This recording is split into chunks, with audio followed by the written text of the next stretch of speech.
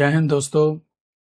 AKM deep analysis में आपका एक और बार फिर से स्वागत है और मैं हूं आपका दोस्त अजय। दोस्तों, पिछले 2 दिन से काफ़ी धमाल मची हुई है दिल्ली में। जो छात्रों के जो उनके कुछ प्रॉब्लम्स है उसको लेकर जो कुछ ड्रामा चल रहा है उसका आज राहुल गांधी की अरेस्ट के साथ होपफुली आशा करता हूं कि अंत आ गया हो। कल कॉकरोच जनता पार्टी सीजेपी के जो कार्यकर्ता थे, उन्होंने जिनको परमिशन दी गई थी धरना की जंतर मंतर पर, उन्होंने उस परमिशन को तोड़कर अपने आप को पार्लियामेंट की तरफ आगे बढ़ाया। काफ़ी अच्छा प्लानिंग वगैरह किया उन्होंने और बहुत ही चालाकी से छोटे छोटे पॉकेट्स में से छोटे छोटे ग्रुप्स में जो लोग थे वो आए और उन्होंने पार्लियामेंट को घेरने की कोशिश की और फिर उनके ऊपर जो लाठीचार्ज हुआ उनको तितर बितर करने के लिए, और वो सब आपने कल देखा। मेरा कहना ये है दोस्तों कि जब इनको परमिशन दिया गया था धरने के लिए तो इन्होंने प्रोटेस्ट मार्च निकाला और प्रोटेस्ट मार्च निकालने के बाद इन्होंने वहां पर दंगा किया। इनके ऊपर एफआईआर दर्ज होना चाहिए क्योंकि इन्होंने अपना दायरा जो था उसको पार किया। दोस्तों, नीट की परीक्षा में जो पेपर घोटाले हुए, वहां जो पेपर लीक हुआ, उसके कारण जो समस्या हुई, तो वो समस्या को इस सरकार ने बहुत सीरियसली लिया और तुरंत उसके ऊपर जो भी कुछ बन सकता था, बन पड़ता था, वो सब सरकार ने किया। समझ में आया कि जिन लोगों के ऊपर सबसे ज्यादा भरोसा हमने किया था, जो पेपर सेट करते थे, जो प्रोफेसर्स थे, टीचर्स थे, उन्होंने धोखा दिया, उन्होंने पेपर्स लीक किए। सरकार ने इनके ऊपर तुरंत कार्यवाही की, एक्शन लिया, इनको सस्पेंड किया, उनकी अरेस्ट हुई। 8 से 9 लोगों को अरेस्ट किया। इन्वेस्टिगेशन अभी भी चालू है। एफआईआर दर्ज होकर केस दर्ज हो गया। मैं मानता हूं कि ये नहीं होना चाहिए था। नीट की परीक्षा में जो पेपर लीक हुआ, जिसकी वजह से स्टूडेंट्स को बहुत सहन करना पड़ा, मैं जानता हूं स्टूडेंट्स कितनी मेहनत करते हैं एग्जाम के लिए, न दिन देखते हैं न रात देखते हैं। उनके जो पेरेंट्स हैं वो भी उनके साथ उनकी भी परीक्षा होती है। मैंने देखा है बहुत सारे पेरेंट्स को कि इस तरह की एग्जाम के वक्त वो भी स्ट्रेस में आ जाते हैं। तो इस तरह का जो माहौल रहता है स्टूडेंट्स के घर का, और उसमें अगर इस तरह से पेपर लीक हो जाए तो जो हार्ड वर्किंग स्टूडेंट्स है उन्हें कितना बड़ा धक्का लगेगा, ये तो सोचने की बात है। ये हम सोच ही नहीं सकते, हम इमेजिन ही नहीं कर सकते। और उसके बाद भी जो भी बच्चे हैं उनको जब ये पता चलता है कि उन्होंने जो एग्जाम दी है वो उन्हें फिर से देनी पड़ेगी, इस तरह की जो सिचुएशन है जो खड़ी होती है, वो स्टूडेंट्स के लिए झेलना बहुत मुश्किल हो जाता है। और ऐसे में इस तरह का जो भी कांड हुआ लीक का, वो किसी भी सूरत में इसकी माफी नहीं मिल सकती। तो सरकार ने जो उससे बन पड़ता था वो किया। बहुत सारे पेपर लीक्स होते हैं। अभी उसके बाद तुरंत, अभी ये तो नीट का खत्म हुआ तो उधर उतने में सीबीएसई का कुछ घोटाला खड़ा हो गया। तो सरकार को इसके ऊपर बहुत संजीदगी से सोचना पड़ेगा, बहुत सीरियसली कुछ डिसाइड करना पड़ेगा। जो भी लूप होल्स हैं उसको बंद करना पड़ेगा और आखिर में जो सरकार के पास जो एक रास्ता है वो है कंप्यूटराइजेशन।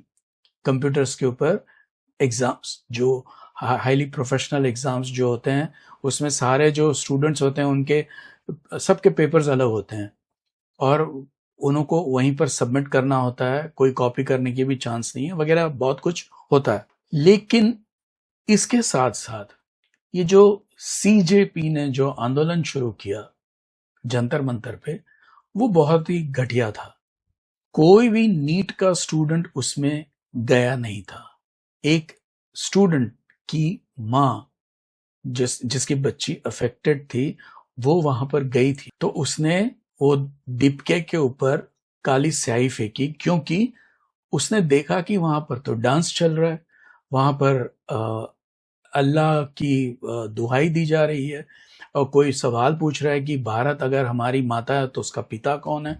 इस तरह की घटिया बातें वहां पर हो रही है। और जो सरकार विरोधी, देश विरोधी, हिंदू संस्कृति के विरोधी, सनातन के विरोधी जो लोग हैं, वो सारे उस स्टेज पे आ रहे हैं। अब जानने लगे हैं, लोग भी जानने लगे हैं कि ये सोनम वांगचुक जो लद्दाख में उनके बहुत सारे कारनामे हैं, जो अपना एक एनजीओ चलाता था जिसको डीप स्टेट की जो मेन लोग हैं वो उसको फंड करते थे, ब्लैक रॉक और बिल गेट्स का जो गेट्स फाउंडेशन और 2-3 और थे। ये सारे जो ऑर्गेनाइजेशंस हैं जिनको फॉरेन फंडिंग मिल रही है, वो अमित शाह ने FCRA करके जो एक नया कानून अभी संसद में आने वाला था, दोस्तों ये सारा जो खेल है ये FCRA कानून के खिलाफ है। FCRA कानून को इन्होंने आदेश ले आके ऑर्डिनेंस से प्रोमलगेट कर दिया, तो ये कानून तो वैसे बन गया है, लेकिन इसको संसद में पास कराना जरूरी है। वो एक प्रोसीजर है। The law is already in force, लेकिन अब उसको संसद की सहमति चाहिए, वो इस सत्र में होने वाली है। FCRA ने कुछ बहुत कड़े नियम लागू किए हैं जिसकी वजह से ये वांगचुक पूरा हिल गया है, क्योंकि अब इनको जो फंडिंग आ रही है उसकी ऑडिट होगी। उसके बारे में कहा गया है कि जो खर्चे आप करोगे, जिस चीज के लिए आपने ऑर्गेनाइजेशन बनाया है, जिस चीज के लिए आपने वो फंड लिया है, उसी में आपको खर्चा करना है। दूसरा सबसे बड़ा कि जो भी पॉलिटिकल एक्टिविटीज होती है देश में, उसमें इस तरह के ऑर्गेनाइजेशंस जो बाहर से फंडिंग लेते हैं वो नहीं कर पाएंगे। तीसरा, ये मैं कुछ हाइलाइट्स आपको बता रहा हूं। तीसरा उसमें है कि अगर आपने वो लॉज, उसके जो कानून है, जो प्रावधान है, अगर उसको वायलेट किया तो आपकी एसेट्स जो भी है ऑर्गेनाइजेशन की, जो एनजीओ की जितनी एसेट है, वो सारी सरकार जब्त कर लेगी। तो ये सब हिले हुए हैं। धर्मांतरण करने वाले जो क्रिश्चियन मिशनरीज, वो हिली हुई हैं। वो मार्को रूबियो जो यहाँ पर आया था, अमेरिका का जो फॉरेन मिनिस्टर है, हमने सबने देखा था कि किस तरह से भारत सरकार ने उसको कोल्ड शोल्डर दिया था, कोई इंपॉर्टेंस ही नहीं दी थी। वो हमने सबने देखा था, क्योंकि वो उतरा सीधा कलकत्ता में और गया मिशनरीज ऑफ चैरिटी, जो मदर टेरेसा के एनजीओ है, वहां पर। बाद में अमित शाह से भी मिला और बहुत कुछ हुआ। वो एक और कहानी है। नॉर्थ ईस्ट में CIA के कुछ एजेंट्स पकड़े गए थे, यूक्रेनियंस के साथ एक एजेंट पकड़ा गया था, जिसको छुड़ाने के लिए रूबियो ने बहुत जोर लगाया, लेकिन कुछ हुआ नहीं। ये आप जो देख रहे थे कल, जितने जो ऑर्गेनाइजेशंस आए थे, जो वहां पर धरने पे बैठे थे, जितने आए थे, अरुंधति रॉय भी आ गई, शबाना आजमी भी आ गई, योगेंद्र यादव भी आ गया। ये सब लोग वहां क्या कर रहे? नीट एग्जाम के पेपर लीक का मामला था और ये कहां जा रहा था। सरकार ने इसमें एक ही गलती की, एक दिन का जो इनको परमिशन दिया था धरने का, उसके बाद उनसे वो खाली करा के घर भेज देना चाहिए था। अगर नहीं किया तो ये 21-22 दिन तक जो इसको करने दिया, ये नहीं करना चाहिए। हालांकि मोदी सरकार की एक नीति है कि वो समय लेती है, समय में इनको चकाती है, थकाती है, इनको गलती करने के लिए मजबूर करती है। जैसे कि CJP ने ये धरने के बाद प्रदर्शन और जो पार्लियामेंट को घेरने की कोशिश की, वो गुनाह में वो फंस गए। आज नया ड्रामा शुरू हुआ। अचानक से राहुल गांधी 1 महीना बाहर जाके आए हैं, घूम के आए हैं। कहाँ गए थे पता नहीं, 1 महीने की उनकी विजिट थी। यहाँ पर जो पीछे CJP ने जंतर मंतर पर जो किया, कांग्रेस को लगा कि वो पिछड़ गई। अब CJP जो है वो आपकी प्रतिकृति है, वो आप है उसके पीछे, अरविंद केजरीवाल, अभिजीत दिपके के पीछे अब कांग्रेस फंस गई। कांग्रेस यहाँ कोटा में इधर उधर वो गूंज, छात्रों की गूंज और क्या फलाना ढिमका कुछ कर रहे थे राहुल गांधी विदेश से आने के बाद, 2-3 उन्होंने किया। उनको समझ में बाद में आया कि वो पीछे रह गए। जब कल ये प्रदर्शन और लोकसभा को घेरने की जब कोशिश की गई तो उन्हें लगा कि सारी लाइमलाइट जो है वो सीजेपी लेके गई। यही शायद बीजेपी चाहती थी, यही शायद मोदी, शाह और उसकी टीम चाहते थे। और आज राहुल गांधी ने प्राइम मिनिस्टर के घर के बाहर धरना शुरू कर दिया, जिसके 3 पीढ़ियां प्राइम मिनिस्टर रह चुकी है। उन्हें पता है कि इस तरह की इनकी हरकत भारत के प्रधानमंत्री, मैं नरेंद्र मोदी की बात नहीं कर रहा हूं, मैं भारत के प्रधानमंत्री की बात कर रहा हूं। भारत के प्रधानमंत्री की सुरक्षा को राहुल गांधी ने आज खतरे में डाला।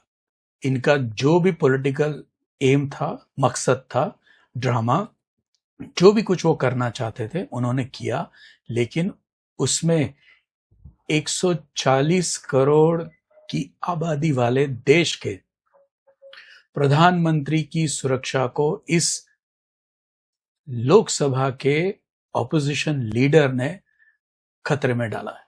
मेरे हिसाब से राहुल गांधी के ऊपर public interest litigation supreme court में दायर होनी चाहिए, ये कहते हुए कि इसने हमारे प्राइम मिनिस्टर की सुरक्षा को खतरे में डाला है और इसको इसकी सजा मिलनी चाहिए। राहुल गांधी के ऊपर एफआईआर होनी चाहिए, उनके ऊपर कार्यवाही होनी चाहिए। ये हल्के में नहीं इनको जाने देना चाहिए। ये ऐसा समझते हैं कि ये देश इनके का है। ये जो वो कर रहे थे, जब वहां पर जितेंद्र प्रसाद जो कैबिनेट मिनिस्टर है वो उनसे मिलने आए, तो उनसे जो बात करने का जो इनका तरीका था, जो बाद में इन्होंने जितेंद्र प्रसाद ने मीडिया को बताया, कहा कि आप यहाँ ये नहीं कर सकते, तो बोलते मेरी मर्जी। उनकी डिमांड थी कि सरकार पार्लियामेंट में इस मुद्दे पे बात करे। सरकार ने वो बात मान ली, तो कहते हैं कि अब शिक्षा मंत्री को रिजाइन करना चाहिए। और बोला कि भाई पहले आपने हमको नहीं बताया था, आप ये दूसरी डिमांड के बारे में बात ही नहीं हुई थी। आपने एक डिमांड हम जो बोली वो हमने आगे फॉरवर्ड की, हमको लीडरशिप को बताई, लीडरशिप ने वो एक्सेप्ट कर लिया। और अब आप बोल रहे हो कि आप डिमांड अपनी जो स्टैंड है उससे आप पलट रहे हो, तो बोले मेरी मर्जी, मैं कुछ भी करूं। कौन है ये राहुल गांधी? क्या किया है इसने हमारे देश के लिए? इसको जेल होनी चाहिए। ये इस तरह से ड्रामेबाज लोगों को अब तो जेल में डालना चाहिए, सलाखों के पीछे। अब बहुत हो गया। हम इसका जो खेल है वो 2014 से देख रहे हैं। आज 12 साल से इसकी और इसकी फैमिली की नौटंकी देखते आ रहे हैं। अब हम थक गए हैं। अब हम चाहते हैं, अब जनता चाहती है कि भाई इसका कुछ करो, या तो इसे पागल खाने में भेज दो या तो कम से कम जेल में बंद कर दो। ये क्या कर रहा है? ये हमारे देश के पूरे फैब्रिक को नुकसान पहुंचा रहा है। कांग्रेस पार्टी जो कभी भी भारतीय नहीं थी, इसको बनाया भी अंग्रेज ने, इसको चलाया अंग्रेजी माइंडसेट ने, और आजादी के बाद भी उसे उन्हीं लोगों ने चलाया। कांग्रेस में कुछ अच्छे नेता इसलिए शामिल हुए कि उस वक्त कोई और प्लेटफॉर्म नहीं था। एक बना प्लेटफॉर्म आरएसएस का, लेकिन उसकी सपोर्ट जो थी वो सपोर्ट बेस लिमिटेड थी। लोग उसको समझ नहीं पाए कि ये एक्चुअल में क्या है, तो सब कांग्रेस की ओर मुड़ते थे। तभी तो ये वल्लभ भाई पटेल, सुभाष चंद्र बोस, ऐसे लोग कांग्रेस में शामिल हुए थे। वरना तो ये सारे क्या बोलूं, गाली भी नहीं दे सकते इनको, ये इतने बुरे हैं। इनको क्या गाली दे? गाली का अपमान है इनको कुछ कहने में। इतने गिरे हुए लोग हैं। आज भी राहुल गांधी ने वही हरकत की है। मोदी के साथ इनको पर्सनल दुश्मनी है। एक चाय वाला उनको 12 साल से सत्ता से बाहर रख रहा है और अगले 12 साल भी वो ये सत्ता से बाहर रहने वाले हैं। ये उसी का दर्द है। दोस्तों, एक और बात जो है वो सामने आई है, वो ये है कि बहुत से लोग, बहुत से मीडिया के लोग हैं या पत्रकार हैं। दोस्तों, एक और बात समझ में आई है कि हम कभी कभी मूर्खों वाला काम करते हैं। जैसे जंतर मंतर पे जो लोग धरना दे रहे थे वो 40-50 थे, लेकिन उसको देखने वाले 500 लोग थे। सब रील बना रहे हैं, कोई फोटो बना के डाल रहा है, अरे मैं भी प्रोटेस्ट में गया था। जिस चीज के साथ आप सहमत नहीं है वहां पर आप क्यों जाते हैं? जिस चीज में आप उनके साथ, उनके विचारों के साथ आपका कोई लेना देना नहीं, वहां पर जब आप जाते हैं और भीड़ बनती है, ये लोग उसी भीड़ की पिक्चर बना के पोस्ट करते हैं, कहते हैं देखो कितने लोग हमारे प्रोटेस्ट में आए, और इसी तरह से इन लोगों को ईंधन मिलता है। दोस्तों, तो ये अगर आप जाते हैं ऐसी धरना और प्रदर्शन में तो मत जाइए। आप सहमत हैं, जरूर जाइए, लेकिन अगर आप सहमत नहीं हैं तो सिर्फ सेल्फी और फोटो लेने और रील डालने के लिए आप बिल्कुल मत जाइए। दोस्तों, आज के लिए बस इतना ही। आने वाले समय में क्या दूसरी डेवलपमेंट्स होती हैं उसके हिसाब से एनालिसिस लेके आपके सामने उपस्थित हो जाऊंगा। तब तक के लिए आज्ञा दीजिए। जय हिंद, वंदे मातरम, भारत माता की जय।